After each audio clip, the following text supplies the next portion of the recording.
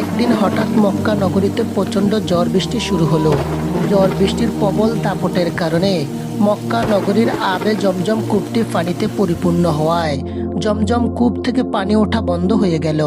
তারপরে মক্কা নগরীতে প্রবল আকারে পানির সংকট দেখা দিল।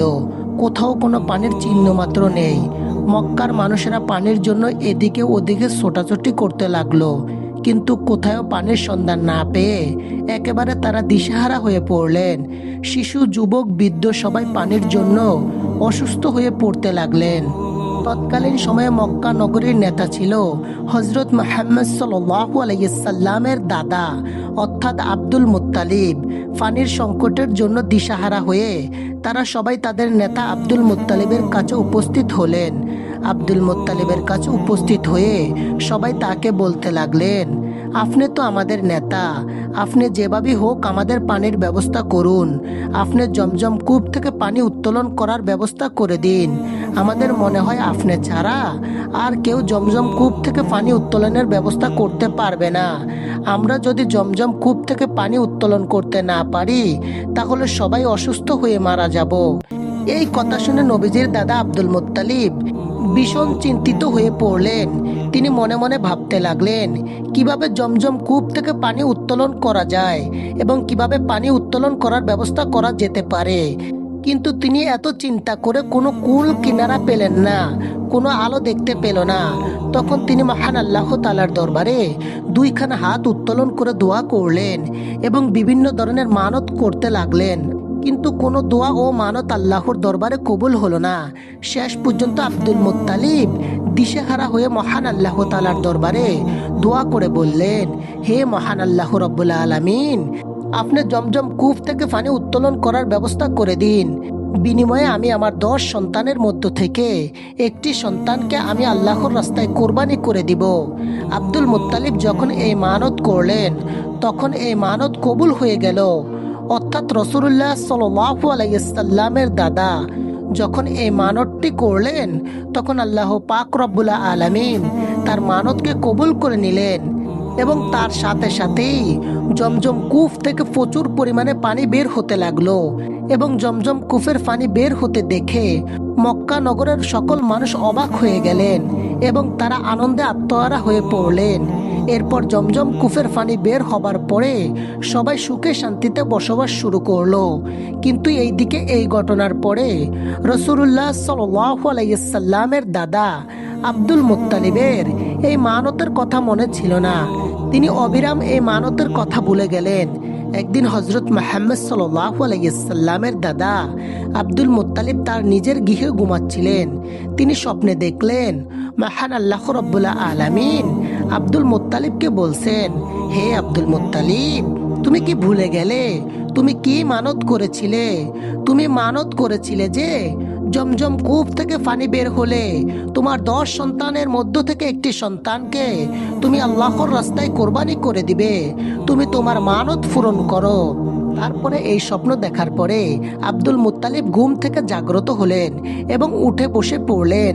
তারপরে তিনি চিন্তা করতে লাগলেন, সত্যি তো আমি মানত করেছিলাম যে জমজম কূপ থেকে পানি বের হলে আমি আমার 10 সন্তানের মধ্য থেকে একটি সন্তানকে আমি আল্লাহর রাস্তায় জবাই করে দিব, কিন্তু আমি আমার মানতের কথা বেমালুম হয়ে ভুলে গিয়েছি। আব্দুল মুত্তালিব তার এই স্বপ্নের কথা কারো কাছে প্রকাশ করলেন না। পরের দিন রাতের বেলা তিনি আবার যখন ঘুমাচ্ছিলেন আবারও স্বপ্নে দেখলেন মহান আল্লাহ পাক রব্বুল আলামিন তাকে বলছেন, হে আব্দুল মুত্তালিব, তুমি কি করে ভুলে গেলে? তুমি কি মানত করেছিলে? অতএব তুমি তোমার মানত পূরণ করো। এবারও তিনি এই স্বপ্নের কথা কারোর সাথে প্রকাশ করলেন না।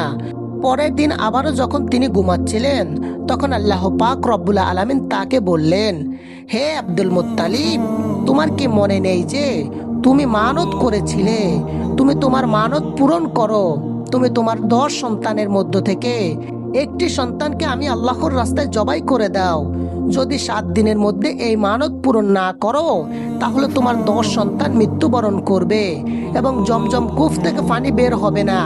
একেবারে চিরদিনের জন্য জমজম কূপ থেকে পানি বের হওয়া বন্ধ হয়ে যাবে। আব্দুল মুত্তালিব এই স্বপ্ন দেখার পরে ভয়ে কাঁপতে লাগলেন। রাসূলুল্লাহ সাল্লাল্লাহু আলাইহি সাল্লাম এর দাদা আব্দুল মুত্তালিব চিন্তা করতে লাগলেন যে তিনি কি করবেন। কিছুই তার বুঝে আসছে না, কারণ তার 10 সন্তানের মধ্য থেকে কাকে তিনি আল্লাহর রাস্তায় কোরবানি করবেন এটাই তিনি বুঝে উঠতে পারছিলেন না।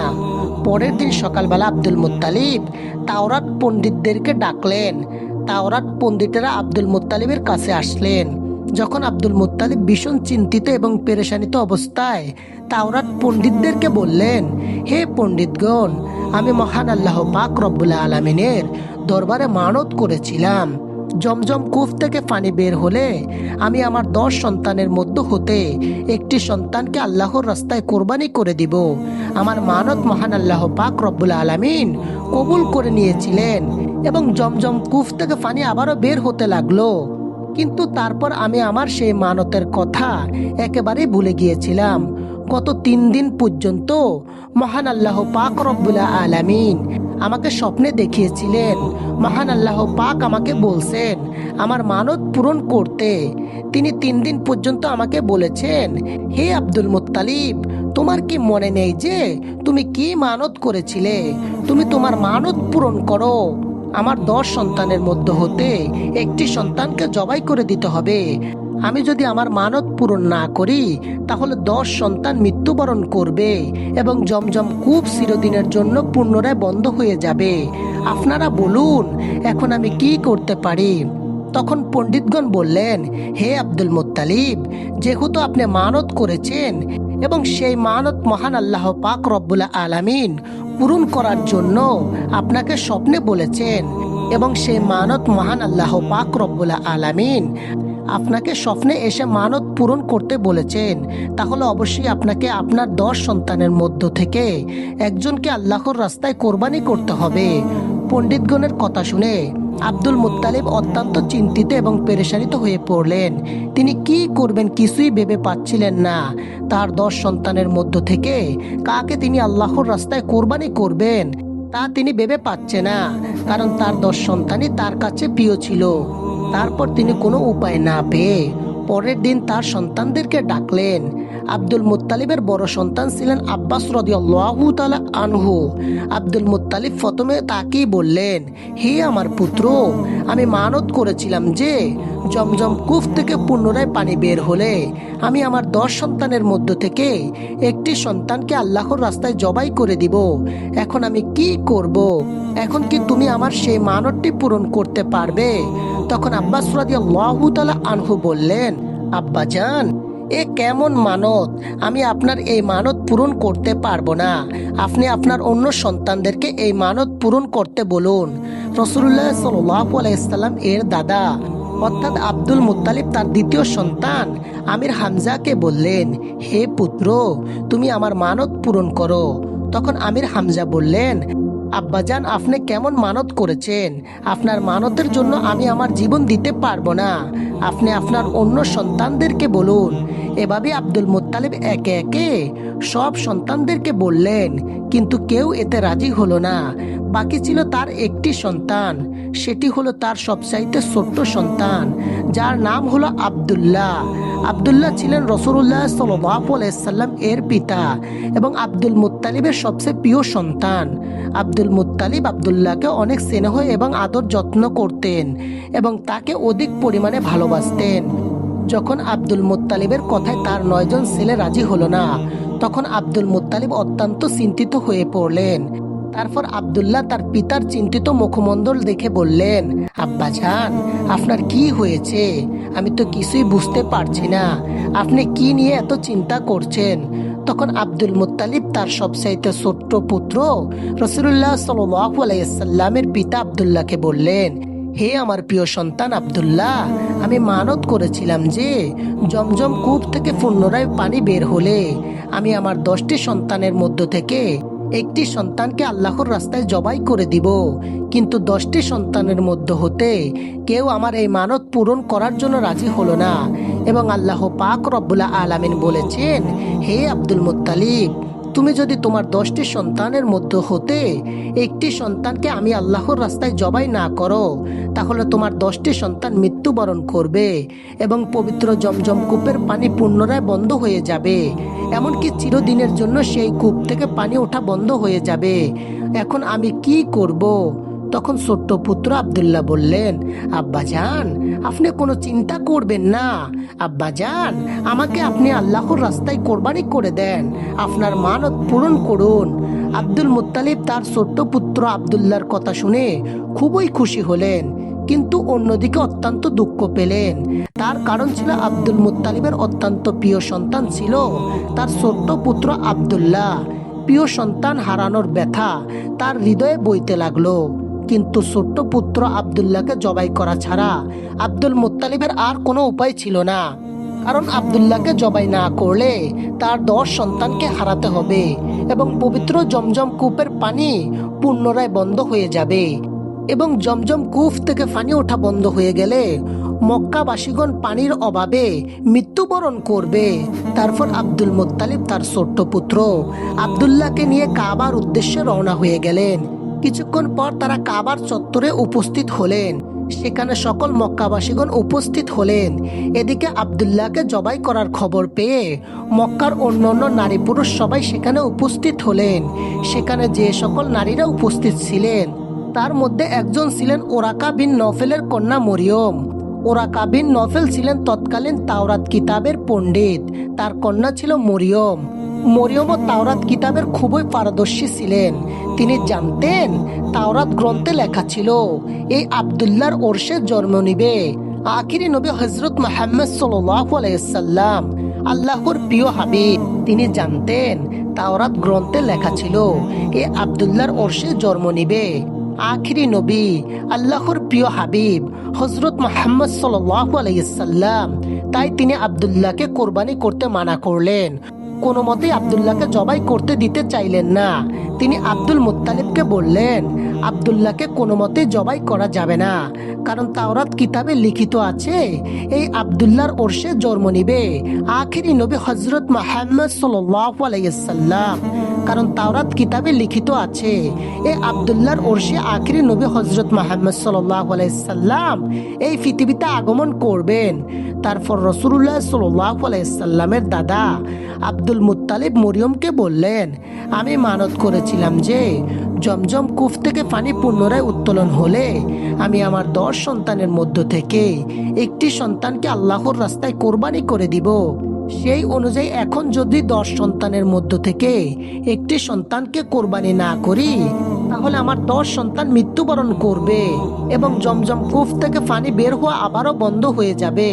তখন মরিয়ম বললেন, যাই হোক না কেন আব্দুল্লাহকে কোনো মতেই জবাই করা যাবে না, বিনিময়ে এই মক্কা নগরীতে রক্তের বন্যা বয়ে যাবে। তবু আমরা আব্দুল্লাহকে জবাই করতে দিব না। মরিয়ম বললেন, প্রয়োজনে আপনি আপনার অন্য সন্তানের মধ্য থেকে যে কোনো একটি সন্তানকে জবাই করেন। মরিয়মের সঙ্গে সঙ্গে সকল মক্কাবাসীগণ বলে উঠল, আমরা কোনো মতেই আব্দুল্লাহকে জবাই করতে দিব না। অপরদিকে অন্য মক্কাবাসীগণ বলল, আমরা যদি আব্দুল্লাহর চেহারা দেখে ব্যবসা বা সফর করি তাহলে আমাদের ব্যবসা ভালো হয়। হে আব্দুল মুত্তালিব, আপনার ছোট্ট পুত্র আব্দুল্লাহকে আমরা কোনো মতেই জবাই করতে দিব না। তারপর আব্দুল মুত্তালিব কোনো উপায় দেখতে না পেয়ে শেষ পর্যন্ত তাওরাত কিতাবের পণ্ডিতদের কাছে আবার চলে গেলেন এবং সমস্ত ঘটনাবলী তাদেরকে খুলে বললেন। তখন তাওরাত কিতাবের পণ্ডিত তার স্বপ্ন শুনে বললেন, আপনি এখন গিয়ে লটারির ব্যবস্থা করুন। এই লটারিতে উটের নাম লিখুন এবং আপনার ছোট্ট পুত্র আব্দুল্লাহর নাম লিখুন। এই লটারিতে যার নাম উঠবে তাকে আপনি আল্লাহর রাস্তায় কোরবানি করে দিবেন। তারপর সকল মক্কাবাসীর সামনে আব্দুল মুত্তালিব লটারির ব্যবস্থা করে দিলেন। সেখানে উটের নাম লেখা হলো এবং আব্দুল্লাহর নাম লেখা হলো এবং এই দুইটি কাগজ তারা একটি পাত্রের ভিতরে দিয়ে দিল। যখন পাত্রের ভিতর থেকে কাগজটি তুললো তখন দেখা গেল আব্দুল্লাহর নাম উঠল। এদিকে মক্কাবাসী কোনো মতেই আব্দুল্লাহকে জবাই করতে দিবে না। আবারও লটারির ব্যবস্থা করা হলো এবং কাগজ তুলে দেখলেন আবারও আব্দুল্লাহর নাম উঠল। এভাবেই লটারি করতে করতে 99 বারই এই পাত্র থেকে লটারির মাধ্যমে যেই কাগজটি তোলা হলো, কিন্তু প্রতিবারই ওই আব্দুল্লাহর নাম উঠল। তারপর আব্দুল মুত্তালিব বললেন, আর কোনো উপায় নেই, এবার আমি আমার প্রিয় আব্দুল্লাহকে আল্লাহর রাস্তায় কোরবানি করে দিব। যেহেতু আমি মানত করেছিলাম, তাই আমাকে আমার মানত পূরণ করতেই হবে, এবং মানত পূরণ করার জন্য আমাকে শেষ পর্যন্ত আমার প্রিয় পুত্র আব্দুল্লাহকে জবাই করতে হবে। আব্দুল মুত্তালিবের এই কথা শুনে তারপর তাওরাত কিতাবের পণ্ডিতের কন্যা মরিয়ম বললেন, না, আব্দুল্লাহকে জবাই করা যাবে না, আপনি আবারও নতুন করে লটারির ব্যবস্থা করুন। যতক্ষণ পর্যন্ত উটের নাম না ওঠে ততক্ষণ পর্যন্ত আপনি লটারি চালিয়ে যাবেন। আবারও লটারির ব্যবস্থা করা হলো। একদম শেষ পর্যায়ে অর্থাৎ 100 বারের পর ওই লটারিতে উটের নাম উঠল। এবার সকল মক্কাবাসীগণ আনন্দে আত্মহারা হয়ে উঠল। অন্য সকলে খুশি হলো, কারণ তাদের প্রিয় আব্দুল্লাহকে আর জবাই করতে হবে না। এই ভেবে সবাই খুশিতে আত্মহারা হয়ে উঠল। তারপর আব্দুল মুত্তালিব অত্যন্ত খুশি হয়ে 100টি উট আল্লাহর রাস্তায় কোরবানি করে দিলেন। সুবহানাল্লাহ, সুবহানাল্লাহ। এদিকে আব্দুল্লাহ ধীরে ধীরে বড় হতে লাগলো। যখন তিনি বিবাহের উপযুক্ত হলো, তখন বহু জায়গা থেকে আব্দুল্লাহর জন্য বিবাহের সম্বন্ধে আসতে লাগলো। কারণ তৎকালীন সময়ে আব্দুল্লাহ ছিলেন সবচেয়ে সুন্দর পুরুষ। আব্দুল্লাহকে দেখে যে কারো ভালো লেগে যেত। আব্দুল্লাহকে পাওয়ার জন্য মক্কার রমণীরা অধীর হয়ে থাকতো। মক্কার রমণীরা মানত করত আব্দুল্লাহকে স্বামী হিসেবে পাওয়ার জন্য, কারণ আব্দুল্লাহ ছিলেন অত্যন্ত সুন্দর, ভদ্র ও সৎ চরিত্রবান পুরুষ। প্রতিদিন আব্দুল্লাহর জন্য অনেক বিবাহের প্রস্তাব আসতো, কিন্তু কোনোটাই রাজি হতো না। কারণ আব্দুল মুত্তালিব তার বন্ধু ওয়াব ইবনে আব্দুল মান্নানের কাছে ওয়াদা করেছিলেন তার কন্যার সাথে আব্দুল্লাহর বিবাহ দিবেন। ওয়াবের কন্যার নাম ছিল আমেনা। তারা মদিনায় বসবাস করতেন। তারপর কিছুদিন পরে আব্দুল মুত্তালিব তার ছোট্ট পুত্র আব্দুল্লাহকে নিয়ে মদিনার উদ্দেশ্যে রওনা হয়ে গেলেন। উদ্দেশ্য ছিল আব্দুল্লাহর সাথে আমেনার বিবাহ দেওয়া। আব্দুল্লাহ এবং আব্দুল মুত্তালিব যখন মদিনার উদ্দেশ্যে রওনা হয়ে গেলেন, তারা দেখতে পেলেন পথের ধারে দাঁড়িয়ে আছে তাওরাত কিতাবের পণ্ডিত ওরাক বিন নফেলের কন্যা মরিয়ম। তিনি আব্দুল্লাহকে দেখে তার কাছে আসলেন এবং বললেন, হে আব্দুল্লাহ, কিছু বছর পূর্বে তোমার পিতার মানত পূরণ করার জন্য তোমার পরিবর্তে যে 100টি উট কোরবানি দিয়েছিলেন, আজ আমি শপথ করে বলছি সেই 100টি উট তোমার পক্ষ থেকে আমি তোমার পিতাকে দিয়ে দিব। কিন্তু আমার একটা প্রস্তাব রয়েছে, তার বিনিময়ে তুমি আমাকে বিবাহ করো। কিন্তু আব্দুল্লাহ সৎ, চরিত্রবান ও ভদ্র এবং লাজুক হওয়ায় মরিয়মের এই প্রস্তাবে কোনো উত্তর দিল না। আব্দুল্লাহ শুধু বললেন, আমি আমার পিতার সঙ্গে আছি। পিতাকে ছেড়ে অন্যথায় যাওয়া কিংবা পিতার কথার অবাধ্য হওয়া আমার পক্ষে কখনো সম্ভব নয়। এই কথা বলে আব্দুল্লাহ তার পিতার সঙ্গে মদিনার উদ্দেশ্যে আবারও রওনা হলেন। দীর্ঘ পথ অতিক্রম করার পরে মদিনায় ওয়াব বিন আব্দুল মান্নানের বাড়িতে পৌঁছে গেলেন। তৎকালীন সময়ে ওয়াব বিন আব্দুল মান্নান মদিনার সম্মানিত বংশের ছিলেন এবং তার মর্যাদা ছিল ভালো। তিনি তার গোত্রের সর্দার ছিলেন। তারপর আলাপ আলোচনার মধ্য দিয়ে তার কন্যা আমেনার সঙ্গে আব্দুল মুত্তালিবের পুত্র আব্দুল্লাহর বিবাহ হয়ে যায়। এইদিকে আমেনা ছিল তার সম্প্রদায়ের মহিলাদের নেত্রী। অনেক ঐতিহাসিক লিখেছেন, আব্দুল্লাহর বিবাহের পর তার শ্বশুর বাড়িতে 3 দিন পর্যন্ত অবস্থান করে। তারপর আব্দুল্লাহ আমেনাকে বিবাহ করে নিজ গৃহে নিয়ে আসেন। তারপর আখিরি নবী হযরত মুহাম্মদ সাল্লাল্লাহু আলাইহি সাল্লাম মা আমেনার গর্ভে আসে। নবীজির বাবা আব্দুল্লাহ বিবাহের অনেকদিন পরে তিনি কোথায় যাচ্ছিলেন, তখন দেখলেন তাওরাত কিতাবের পণ্ডিত ওরাক বিন নফেলের কন্যা মরিয়ম সেখানে দাঁড়িয়েছিলেন। মরিয়ম এই বিষয়ে জানতো না যে ইতিমধ্যেই আব্দুল্লাহর বিবাহ হয়ে গেছে। আব্দুল্লাহকে দেখে মরিয়ম তার কাছে আসলেন এবং আব্দুল্লাহর চেহারার দিকে তাকিয়ে তিনি আর কিছু না বলে মরিয়ম আবার তার গৃহের দিকে ফিরে গেলেন। এই ঘটনা দেখে আব্দুল্লাহ কিছুটা অবাক হয়ে মরিয়মকে জিজ্ঞাসা করলেন, হে মরিয়ম, সেদিন তুমি আমাকে বিবাহের জন্য প্রস্তাব দিয়েছিলে, কিন্তু আমাকে দেখে আজ কিছু না বলে কেন এরকম ভাবে চলে যাচ্ছ? এর কারণ কি, আমি কি জানতে পারি? তখন মরিয়ম বললেন, তুমি বিয়ে করেছো ইতিমধ্যেই, তুমি অন্য একটি নারীর স্বামী, তোমার চেহারার পরিবর্তন ঘটেছে, এটা আমি স্পষ্ট দেখতে পেয়েছি। আমি সেদিন তোমার বিয়ের প্রস্তাব দিয়েছিলাম, তার কারণ হলো তোমার লালাটে এক উজ্জ্বল নূর ছিল। সেই নূরের জ্যোতি যেমন তেমন ছিল না। এর আগে কখনোই কোনো পুরুষের লালাটে এমন দেখিনি, কিন্তু আজ তোমার লালাটে সেই নূর দেখতে পাচ্ছি না। এর কারণ হচ্ছে এখন এটার অধিকারিণী হলো তোমার সৌভাগ্যবান স্ত্রী। সুতরাং এখন আমার আর তোমার কোনো প্রয়োজন নেই। এভাবেই কোনো কথা না বলেই আমি চলে যাচ্ছিলাম। এই কথা বলা শেষ হলে মরিয়ম সেখান থেকে চলে গেল। অতঃপর আব্দুল্লাহ বাড়ি ফিরল। তারপর থেকে আব্দুল্লাহ ও আমেনা সুখে শান্তিতে সংসার করতে লাগলো। কিছুদিন পরে আব্দুল মুত্তালিব আব্দুল্লাহকে খেজুর আনার জন্য সুদূর মদিনায় পাঠায়। খেজুর নিয়ে আসার সময় আব্দুল্লাহ কুরাইশদের একটি বাণিজ্য কাফেলার সঙ্গে সফর করছিলেন, কিন্তু পথের মধ্যে হঠাৎ অসুস্থ হয়ে পড়লেন, যার ফলে আব্দুল্লাহ মদিনায় অবতরণ করেন এবং সেখানেই তিনি ইন্তেকাল করেন। ইন্না লিল্লাহি ওয়া ইন্না ইলাইহি রাজিউন।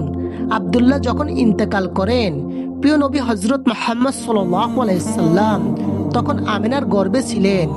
বিশ্বজাহানের সর্দার, সর্বশেষ ও সর্বশ্রেষ্ঠ নবী হযরত মুহাম্মদ সাল্লাল্লাহু আলাইহি সাল্লাম 570 খ্রিস্টাব্দে রবিউল আউয়াল মাসে জন্মগ্রহণ করেন। রাসূলুল্লাহ সাল্লাল্লাহু আলাইহি সাল্লামের জন্মের সময় পৃথিবীতে এমন কিছু অলৌকিক ঘটনা ঘটেছিল যা সবাইকে অবাক করে। কিছুদিন আগে আব্রাহার হস্তি বাহিনীর বিন্যাস ঘটে। আসহাবে ফিল অর্থাৎ আব্রাহার হস্তি বাহিনী হানায়ে কাবার উপর আক্রমণ করেছিল এবং আল্লাহ তাআলা তাদেরকে আবাবিল নামক কিছু ক্ষুদ্র পাখি দ্বারা ধ্বংস করেছিল। এই ঘটনাটি প্রিয় নবী হযরত মুহাম্মদ সাল্লাল্লাহু আলাইহি সাল্লামের জন্মের বড় বরকতের পাঠ্যভূমি বলেছিল। সিরাতের কিতাবগুলোতে উল্লেখ রয়েছে, হযরত ওসমান ইবনে আব্দুল্লাহ আস রাদিয়াল্লাহু তাআলা আনহুর মা হযরত ফাতেমা বিনতে আব্দুল্লাহ রাদিয়াল্লাহু তাআলা আনহা বললেন, রাসূলুল্লাহ সাল্লাল্লাহু আলাইহি সাল্লাম এর জন্মের মুহূর্তে আমি মা আমেনার কাছে ছিলাম। আমি দেখলাম বিবি আমেনার ঘরটি আলোয় আলোকিত হয়ে গেল এবং আকাশের সব তারকা নিচের দিকে ঝুঁকে পড়তে লাগলো। আমার মনে হতে লাগলো তারকাগুলো যেন আমার উপরে এসে পড়ছে। প্রিয় নবীজির জন্মক্ষণে এদিকে পৃথিবীর মূর্তিশালায় নবুয়তের সূর্যোদয়, অপরদিকে পারস্য সম্রাট কিসরার রাজপ্রাসাদে ভূমিকম্পের সৃষ্টি হয়। এই ভূমিকম্পের তরুণ রাজপ্রাসাদের 14টি গম্বুজ ভেঙে গড়িয়ে যায়। পারস্যের এক অগ্নিকুণ্ড যা 100 বছর ব্যাপী বিরতিহীনভাবে জ্বলছিল, তা সেই শুভ মুহূর্তে হঠাৎ নিভে যায়। সাওয়া নামক একটি নদীতে যথারীতি পানি প্রবাহিত হচ্ছিল। প্রিয় নবীজি সাল্লাল্লাহু আলাইহি সাল্লামের আগমনের মুহূর্তেই হঠাৎ তার অর্ধেক জলরাশি শুকিয়ে যায়। এটা ছিল অগ্নি পূজারক সহ সব ভ্রান্তির অবসারণের ইঙ্গিত। সহি হাদিসে বর্ণিত, জন্মের সময় প্রিয় নবীজির মায়ের পেট থেকে এমন একটি নূরের বিস্তৃত ঘটেছিল যার আলোকে পূর্ব থেকে পশ্চিম দিগন্ত পর্যন্ত সবকিছু আলোকিত হয়ে গিয়েছিল। কোনো কোনো বর্ণনায় পাওয়া যায় প্রিয় নবীজি হযরত মুহাম্মদ সাল্লাল্লাহু আলাইহি সাল্লাম যখন ভূমিতে অবহিত হলেন তখন উভয় হাতের উপরে বর দিয়েছিলেন। তারপর এক মিষ্টি হাসি দিয়ে আকাশের দিকে দৃষ্টিপাত করলেন। হযরত ইবনে সুফিয়ান বর্ণনা করেন, হযরত আয়েশা রাদিয়াল্লাহু তাআলা আনহা বললেন, প্রিয় নবীজি হযরত মুহাম্মদ সাল্লাল্লাহু আলাইহি সাল্লাম এর জন্মগ্রহণের সময় এক ইহুদি ব্যবসার উদ্দেশ্যে মক্কা নগরীতে বসবাস করত। যে রাতে প্রিয় নবীজি হযরত মুহাম্মদ সাল্লাল্লাহু আলাইহি সাল্লাম পৃথিবীতে আগমন করে, সেই রাতের পরবর্তীকালে সে কুরাইশদের কাছে গিয়ে জিজ্ঞাসা করলো, গত রাতে এই এলাকাতে কোনো শিশুর জন্ম হয়েছে কি? উপস্থিত কুরাইশ লোকেরা বলল, এই বিষয়ে আমরা কিছুই জানি না। লোকটি বলল, তোমরা এই বিষয়টির অনুসন্ধান করো, কেননা এই রাতে বর্তমান উম্মতের নবী ভূমিষ্ঠ হয়েছে। তার মধ্যবর্তী স্থানে একটি বিশেষ নিদর্শন অর্থাৎ মোহরের নবুয়ত রয়েছে। জন্মের পর শিশুটির মুখে জিন আঙ্গুল পুরে রাখার ধরন, শিশুটি 2 দিন ধরে কারো দুধ পান করবে না।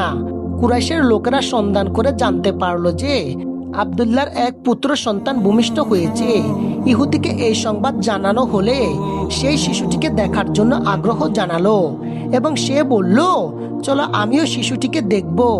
ইহুদি লোকটি যখন শিশুটিকে দেখলো এবং তার দুই কাঁধের মাঝে মোহরের নবুয়তের নিদর্শন দেখতে পেল, তখন সে চিৎকার করে বেহুশ হয়ে গেল। হুশ ফিরে আসার পরে লোকটি বলল, নবুয়াতের বনি ইসরাইল আজ থেকে শেষ হয়ে গেল। হে কুরাইশ সম্প্রদায়, ভবিষ্যতে এই শিশু তোমাদের প্রতি এমন এক আক্রমণ পরিচালনা করবে যার সংবাদ পূর্ব থেকে পশ্চিম পর্যন্ত ছড়িয়ে পড়বে। এছাড়াও আরো অনেক আশ্চর্যজনক ঘটনা সিরাতের পাতায় পাতায় কোনো অক্ষরে লেখা রয়েছে। আসুন আমরা প্রিয় নবীজির চরিত্র লক্ষ্য করে আমাদের জীবন গড়ি, তাহলে এই পৃথিবী থেকে সমস্ত অন্ধকার দূর হয়ে আসবে এবং আল্লাহ পাক রব্বুল আলামিন যেন আমাদের সকলকে প্রিয় নবী হযরত মুহাম্মদ সাল্লাল্লাহু আলাইহি সাল্লাম এর দেখানো পথে চলার তৌফিক দান করেন। সকলেই কমেন্ট বক্সে লিখে আমিন।